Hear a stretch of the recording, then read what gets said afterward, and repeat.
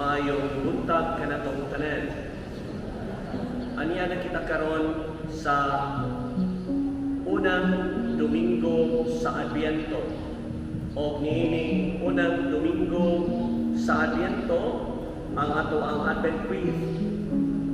Gidagunta na ang unang kandila niini o niining Dominguha ato nga gitagaan og tema ang unang kandila paglaom.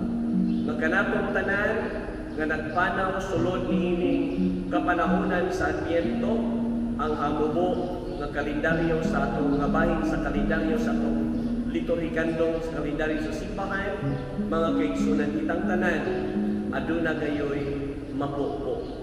Doon na tayo kaputon, doon na sadlay mapupo nga mao'y bunga sa atong pagpaabot sa atong Ginoo.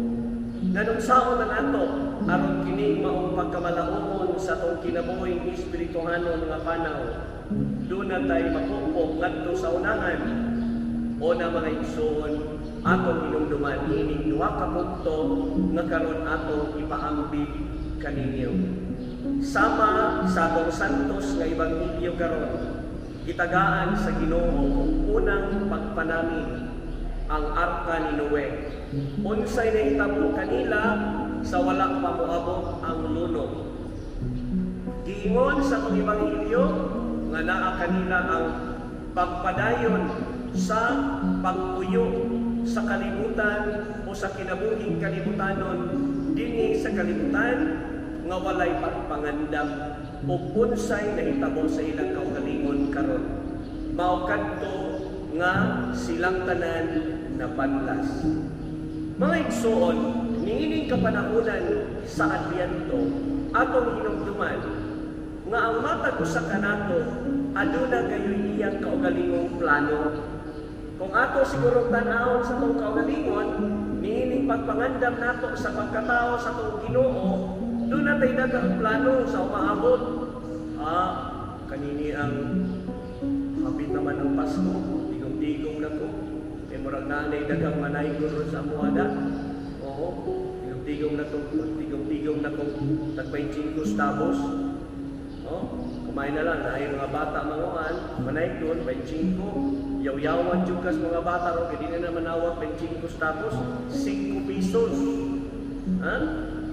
Niya, mas maayo, aron dili na mo daigunan, kanang inyong puntahan niya, permanenteng hayag, kanang inyong gate, nabutangan yung daghang sungay ini kagabi, tatangi lang sa nagsunga, aron ngit-ngit, aron dili mo madaigunan. So daghang kay plano ang uban, nagplano mga igsuon, pagpalit na o hamonada, pagpalit o iputido, pagpalit o kanang turkey, kanang dagko bitaw mga manok, turkey, o pabo, o kay para sa umaabot nga, Disyembre 25, pagkatao sa atong Ginoo. Ang uban, lahi ang ilang plano, palit na dan og series, pili liner ha, anong suka ba? Labutangan og series ang balay, kun-on yun, aron nindot tanawon, patanawa. Gabi nindot, tanaw kay tungod sa mga suka, kung mikot-ikotita, kung mikusi-musila. Nindot kayo, di ba? Oo. Pero hindi ka buntag tanawa ang iyang balay. Pagkawang iyo'y angay. So nahimo lamang nindot tungod sa mga suga. Apan kuha ang suga mga igsuon. O na, mahimo tang nindot tungod kay nang-apply man tag foundation sa itong nawo, kutangan na itong make-up, mura tag ginulmod spansion, pero ang tinuod di ay, Sus Maria, ang ano man ipakita na nimo ang original nimong insura. Grabe ang atong pagpangandam, grabe ang atong plano. Mga igsuon, walay dautan kung ikaw ang plano. Apan, ang naka-working ini maon, kung ikaw sa kanunay, nagplano na lang. Nagplano ka sa umaabot. Nindot ka na. Tungod kay nangandam ka. Apan, kutob ra ba diha ang atong kinabuhi sa pagplano? Wala ba diay natong tan-awa mga kaigsuonan ang ato karong kahimtang? niining panahon na ikaw anaa diya na inuna sa imong lingkuranan, na atuod ka ng imba, apan mga igsuon ang imong utok, tuwa nagplano, kung sa'y sunod na kukuhaton ha, kung sunod adlaw, kung sa naman sagpo. Huwag ka kayo mga anaa karon din sa simbahan, nagpiyong ang mata, kay nagplano alang sa umaabot. Wani mo tanawa, ang imong kaugalingon karon, o unsay imong kahimtang. Mga igsoon, o sa kinikabutang nga diin isugyot karon sa atong Santos nga Ebanghelyo ining unang Domingo sa Adbyento, nga ang pagplano angay unang tagaan ug tubag ang karon, unya na ang sa umaabot. Ang humana, kalindi na kadto sila, kay humana kadto. Mga igsoon, ang ato na lamang himuon mao, nga atong tong pagabitbiton ang mga maayong iyas, nga atong nakanunan kaniadto, nga atong mapuy-an karon mga igsoon. Ikaduha, nakahinumdum ko kay ako nga taga-isla bisan na tao ko dinhi sa Dakbayan sa Danau, kaliwat ako kung mga taga dinhi sa side sa akong mother. Taga-isla ko na ibaw yung puon sa ng lambay. Kanang lambay dito sa Islas Bantayan gitawagan mo ng kasag. Amo pagabot sa Cebu na lambay man. No? So kanang lambay mga igsoon kasag, langi kayo na nga pagkaon. Kani ato tinuod na dito sa Islas Bantayan tungod sa kadaghan sa kasag o sa lambay, usahay, usaka na lang sa balay sa kusina, o labi na katong naa diha nagpuyo doon sa kabaybayunan. No, usaka tungod sa kadaghan, wa kayo'y manguha mga igsoon. No? Tanawar ko ng lambay, bisag lisod kaunon, daghan gihapon ang mga on. No? Tanawar na mga igsoon. O sa pay naas lambay, inikawon mo sa lambay, labi na ka ng iyang tampok na naa sa iyang kukapa sa lalo, uhaon na nimo, uy pagkalamig. Ha? O niya ang yurig niya na paskang daghana ng usod sa iyong lawas. Ha? O na magubag imong tiil, ha? Musugod na kato lang imong tutunlan, magka-allergy ka. Pero lami na siya mga igsoon, ang lambay. Ha? Kung sa inaan niya ng maong kasag, crab, mga igsoon, sa inaan niya na. Tanawara ko na, ang iyang tiil, pila ka buok tiil sa lambay. Napulo. Ha? Napulo. Apan, ang tinuod mo ni, nga ang kasag o ang crab o ang lambay, daling madagpa, daling masukamon. Tanawara ko na, sa kadagahan sa iyang tiil, daling gihapon siyang masukamon. Mura ba ang tao, mga igsoon, nga sa kaligoon siyang kinabuhi, duol siya sa Ginoo, kanunay nagsulti sa pulong sa Dios, apan daling maluka pa. Ano man, kuwang mga kaigsuunan ug paglaom. Ha? Ang gisaad kaniya sa Ginoo, wala niya tuohi.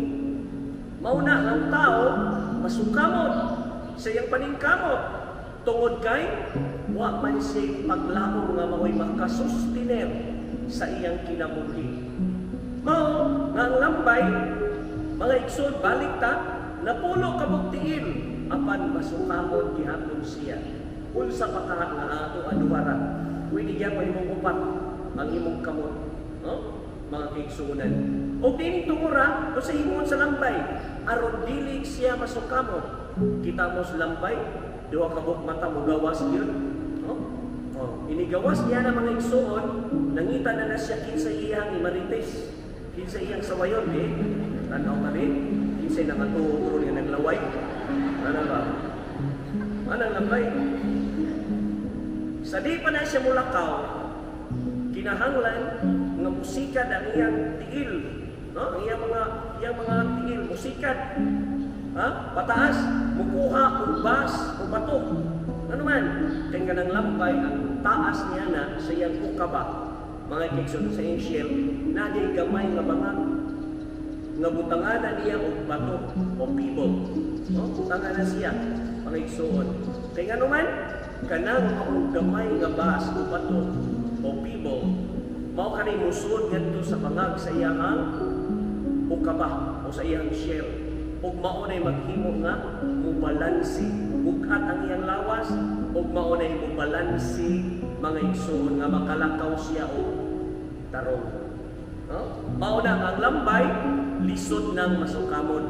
Makalimot gani siya butang og bato diha sa iyang bangag sa iyang shell, dali siyang malukapa mga igsuon.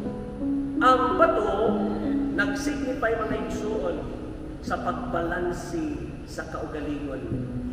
Kinsay makabalansi sa kaugalingon? Mismo mga kaigsuonan ang kitudlo sa kong Ginoo. Nga niining kapanahunan sa Adbyento, aron ta makalakaw nga dili masukamon sa atong pagkamalaumon nga makaabot kita sa iyang pagkatao, mga igsuon. Mao ang pulong sa Dios. Nga niini mga pahimangno karon, dili nato sa iluan mga igsuon ang iyang gitudlo kanato nga mao'y maghatag og giya kanato. Di ta magpasulabi sa pag-inom, kung inom gani pinagmay ba. Di ta magpasulabi sa pagkaon, kung mukaon ta, gana lang sakto-sakto nga makapanugab ta. Kaya kanarabang tao nga mukaon niya nanubra sa manubra siyang pagkaon, mailhan na ba yun pinagi sa pagpanugab. Kung sa may dinugaban niya ng nanubra sa pagkaon, kana dako ng kaon, tanawan niya. Kanang sakto na pa rin yung kaon, inikaw man niya kaon, may siya. Sakto-sakto na na mga igsoon. Ha? Oo. Mas maayo doon tayo sa di pa mukaon, manguros yun, no? Padre, ang lambay, kanang sa di pa mukaon, manguros man na siya, pangutana lang siya kay wapo ito pangutana niya. No? Oo. So, nining tumura mga igsoon, ang atong Ginoo nagtudlo ka na to, sama sa usa ka lambay, nga diin aduna siya'y plano sa paglakaw o pagmangita o pagkaon.